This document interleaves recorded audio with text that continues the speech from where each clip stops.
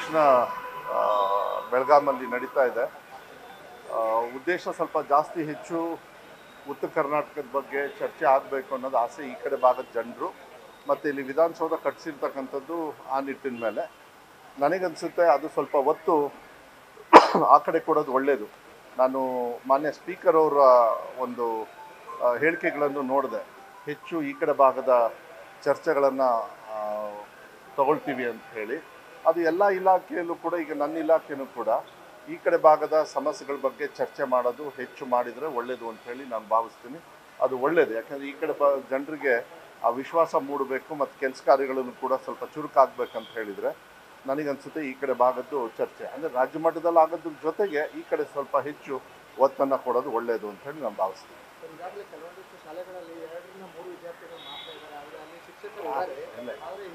ಇದು ಇದು ಇದು ಇದು ಮುಂಚೆಯಿಂದನೂ ಕೂಡ ಹಳೆ ಸ್ಟೋರಿ. ಇದು ನೀವು ಹೋದ ವರ್ಷನೂ ಕೇಳಿದ್ರಿ.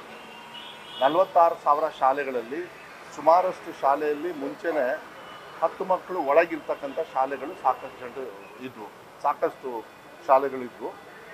ಈಗ ಅದನ್ನು ಏನು ಮಾಡ್ತಾ ಇದ್ವಿ, ಯಾವ್ದಾದ್ರು ಒಳ್ಳೆ ಶಾಲೆ ಇದ್ದರೆ, ಇಲ್ಲಾಂದರೆ ಆ ಶಾಲೆಗೆ ಹೆಚ್ಚು ಸಂಖ್ಯೆಯನ್ನು ಬರ್ತಕ್ಕಂಥ ಕೆಲಸವನ್ನು ಈಗ ನಾವೆಲ್ಲ ಏನೇನು ಈಗ LKG ಶುರು ಮಾಡಿದ್ವಿ. ಅವಾಗ ಏನಾಗ್ತಾ ಇದೆ, 1ನೇ ಕ್ಲಾಸಿಗೆ ಮಕ್ಕಳು ಅದೇ ಮಕ್ಕಳು ಬರ್ತಕ್ಕಂಥದ್ದು ಸಹಾಯ ಆಗ್ತಾ ಇದೆ, ಅದು ತೋರಿಸ್ತಾ ಇದೆ. ಅದ್ರ ಜೊತೆಗೆ ಮೊಟ್ಟೆ ಕೊಡ್ತಕ್ಕಂಥ ಕಾರ್ಯಕ್ರಮ, ಬೆಳಗ್ಗೆ ಸ್ವಲ್ಪ ಊಟ ಮತ್ತು ಇದ್ರದ್ದೆಲ್ಲ ನೋಡಿದಾಗ ಸ್ವಲ್ಪ ಹೆಚ್ಚು ಸರ್ಕಾರಿ ಶಾಲೆಯಲ್ಲಿ ಮತ್ತು ಟೀಚರ್ಸು ಪರ್ಮನೆಂಟ್ ಟೀಚರ್ಸ್ ಬೇಕಾಗ್ತದೆ. ಹೋದ ಸತಿ ನಾವು ಹೆಚ್ಚು ಪರ್ಮನೆಂಟ್ ಟೀಚರ್ಸ್ನ ತೊಗೊಂಡಿರಲಿಲ್ಲ. ನಾನು ಹೋದ ಸತಿ ನಿಮ್ಮ ಜೊತೆ ಮಾತಾಡಬೇಕಾದ್ರೆ ಆವಾಗ ಯಾವಾಗ ತೊಗೊಳ್ತೀರಿ ನೇಮಕಾತಿ ಅಂತೇಳಿ ಕೇಳಿದ್ರಿ. ಈಗ ಸುಮಾರು 13,500 ಜನರು ಈಗಾಗಲೇ ನೇಮಕಾತಿ ಆಗಿ ಪರ್ಮನೆಂಟ್ ಟೀಚರ್ಸು ಸಾಕಷ್ಟಿದ್ದಾರೆ. ಹೆಚ್ಚು ಒತ್ತನ್ನು ನನ್ನ ಇಲಾಖೆಯಿಂದ ಬೆಳಗಾಮು ಮತ್ತು ಕಲಬುರಗಿ ವಿಭಾಗಕ್ಕೆ, ಅಂದರೆ ಕಲ್ಯಾಣ ಕರ್ನಾಟಕ ಭಾಗಕ್ಕೂ ಕೂಡ ಹೆಚ್ಚು ಒತ್ತನ್ನು ಕೊಟ್ಟು ನೋಡಿದಾಗ, ಮತ್ತು ಸುಮಾರು 1,250 ಕೋಟಿ ವರ್ಷಕ್ಕೆ ಹೆಚ್ಚು ಇನ್ಫ್ರಾಸ್ಟ್ರಕ್ಚರಿಗೆ ನಾವು ಖರ್ಚು ಮಾಡ್ತಾ ಇದ್ದೀವಿ. ಅದಕ್ಕೆ ಈ ಕಲ್ಯಾಣ ಕರ್ನಾಟಕ ಭಾಗದಲ್ಲಿ ಬರ್ತಕ್ಕಂಥ ಫಂಡ್ಸು ಕೂಡ ಅದನ್ನೆಲ್ಲ ನೋಡಿದಾಗ ಮಕ್ಕಳ ಸಂಖ್ಯೆ ಜಾಸ್ತಿ ಆಗ್ತಕ್ಕಂಥದ್ದು. ವಿಷಯಕ್ಕೆ ಸಂಬಂಧಪಟ್ಟಂಗೆ GST ಕೇಳ್ತಾ ಇದ್ದಾರೆ ಸರ್. ಗ್ರಾಮೀಣ ಭಾಗದಲ್ಲಿ ಕಿರಾಣಿ ಅಂಗಡಿಯಲ್ಲಿ GST ಅದು ಈಗ ಹೊಸದಾಗಿ ನಾವು ಯೋಜನೆಯನ್ನು ಸ್ಟಾರ್ಟ್ ಮಾಡಿದ್ವಿ. ಮುಂಚೆ ಬರೀ 2 ದಿವಸ ಕೊಡ್ತಿದ್ವಿ. ಈಗ ಒಂದೇ ಸತಿ ಜಾಸ್ತಿ ಆದ ತಕ್ಷಣ 90-95% ಚೆನ್ನಾಗಿದೆ. ಈ 5% ಏನು ಕಂಪ್ಲೇಂಟ್ ಬರ್ತಾ ಇದೆ, ಒಂದು 80% ಇತ್ತು, ಈಗಾಗಲೇ ಒಂದು 15% ಸರಿ ಮಾಡಿದ್ವಿ. ಇನ್ನೊಂದು 5%, ಯಾಕೆಂದರೆ ಅಕೌಂಟಬಿಲಿಟಿ ಇರಬೇಕಾಗುತ್ತೆ.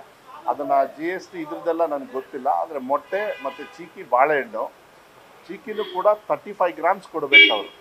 ಕೆಲವು ಕಡೆ 20 ಗ್ರಾಮ್ಸು, 25 ಗ್ರಾಮ್ಸ್, ಕೆಲವು ಕಡೆ 90-95% ಚೆನ್ನಾಗಿ ಕೊಡ್ತಾ ಇದ್ದಾರೆ.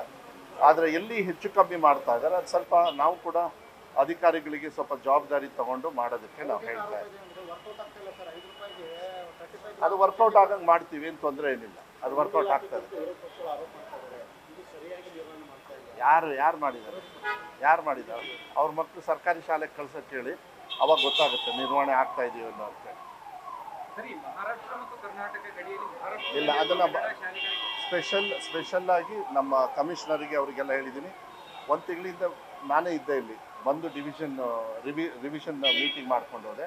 ಗಡಿ ಭಾಗದ ಎಲ್ಲ ಸಮಸ್ಯೆಗಳನ್ನು ಕೂಡ ಯಾವುದೇ ಇದ್ರೂ ಕೂಡ ಒಂದೊಂದು ಶಾಲೆಯೂ ಒಂದೊಂದು ಮಕ್ಕಳು ಕೂಡ ಇಂಪಾರ್ಟೆಂಟು ಅಂತ ಹೇಳಿ ಆ ಕಡೆ ಟೀಚರ್ ಆಗಲಿ ಮತ್ತು ಸ್ವಲ್ಪ ಏನಾದ್ರು ಕ್ಲಾಸ್ ರೂಮ್ಸು ಎಲ್ಲ ಕೊಡಬೇಕಂದ್ರೆ ಹೆಚ್ಚು ಒತ್ತನ್ನು ಕೊಡಬೇಕಂತ ಬರೀ ಇಲ್ಲಲ್ಲ, ನಾವು ಕೋಲಾರ ಭಾಗದಲ್ಲಿರ್ಬೋದು, ಮೈಸೂರು ಭಾಗದಲ್ಲಿರ್ಬೋದು, ಇಡೀ ರಾಜ್ಯದಲ್ಲಿ ಇರ್ತಕ್ಕಂಥ ಎಲ್ಲ ಕಡೆಯೂ ಕೂಡ ನಮಗೆ ಎಲ್ಲೆಲ್ಲಿ ಕಂಡು ಬಂದಿದೆ ಅದನ್ನೆಲ್ಲದೂ ಕೂಡ ನಾವು ಸರಿ. ಮಹಾರಾಷ್ಟ್ರ ಸರ್ಕಾರ ಕನ್ನಡ ಶಾಲೆಗಳಿಗೆ ಯಾವುದೇ ಮೂಲಭೂತ ಸೌಕರ್ಯಗಳನ್ನು ಕೊಟ್ಟಿಲ್ಲ.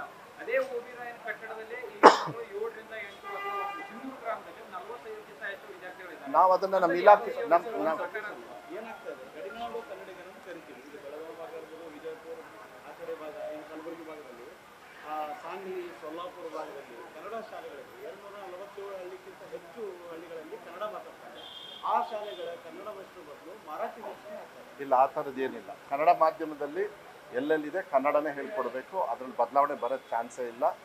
ಮಾಧ್ಯಮ ನನ್ನ ಕಂಟ್ರೋಲ್ ಇಲ್ಲ. ಸುಪ್ರೀಂ ಕೋರ್ಟ್ ಒಂದು ಆರ್ಡರ್ ಇದೆ, ಒಂದು ತಿಳ್ಕೊಳ್ಳಿ, ಇಂಗ್ಲೀಷು ಕನ್ನಡ ಯಾವುದೇ ಮಾಧ್ಯಮ ಆಗಲಿ, ಆದರೆ ಕಂಪಲ್ಸರಿ ಸಬ್ಜೆಕ್ಟ್ ಇದೆಯಲ್ಲ, Kannada first language, Kannada second language, ಅದು ಮಾತ್ರ ಯಾವುದೇ ಕಾರಣಕ್ಕೂ ನಾವು ಬದಲಾವಣೆ ಮಾಡೋದಕ್ಕೆ ಚಾನ್ಸೇ ಇಲ್ಲ. ಅದನ್ನು ಕನ್ನಡ ಹೇಳೋ ಟೀಚರ್ನ ಕನ್ನಡ ಟೀಚರ್ ಕಳಿಸ್ತಾರೆ. ಇಲ್ಲ ಹೆಂಗೆ ಕಳ್ಸ ನಾನು ಹೇಳ್ತಾ ಇದ್ದೀನಿ, ನನ್ನ ಇಲಾಖೆಯಲ್ಲಿ ಕನ್ನಡ ಮೀಡಿಯಂ ಅಂದರೆ ಕನ್ನಡ ಮೀಡಿಯಂ ಟೀಚರ್ಸೇ ಹೋಗ್ತಾ ಇದ್ದಾರೆ. ಹೇಳ್ತಾ ಇದ್ದೀನಿ ಕೇಳಿ. ಹಾಂ,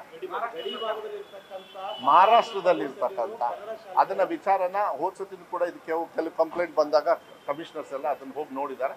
ಮತ್ತೆ ನೋಡೋಣ, ಈ ಸಮಸ್ಯೆಗಳನ್ನು ಬಿಟ್ಟು ನಾನು ಸ್ವಲ್ಪ ಪ್ರಮುಖವಾಗಿ ತಗೊಳ್ತೀನಿ. ಅಲ್ಲಿರ್ತಕ್ಕಂಥ ಕನ್ನಡಿಗರಿಗೆ ಕನ್ನಡ ಓದ್ತಕ್ಕಂಥ ಮನಸ್ಸಿದ್ದಾಗ, ಆಸಕ್ತಿ ಇದ್ದಾಗ ಅವ್ರ ಜೊತೆ ಮಾತಾಡ್ಕೊಂಡು ಕನ್ನಡ ಅಲ್ಲಲ್ಲ ಇದ್ದಾವೆ ಮಾಡ ಅದನ್ನು ನನ್ನ ಸರ್ಕಾರದಿಂದ ಅವ್ರಿಗೆ ಏನು ಮನವಿ ಮಾಡಬೇಕು ಗ್ಯಾರಂಟಿ ಮಾಡೇ ಮಾಡ್ತೀನಿ.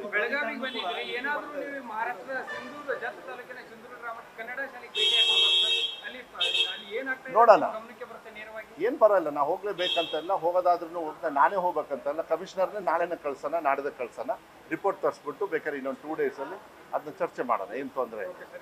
ಓಕೆ. ನ್ಯೂಸ್ ಫಸ್ಟ್ ನಿರ್ಭೀತಿಯಿಂದ ನಿಮ್ಮ ಪರವಾಗಿ.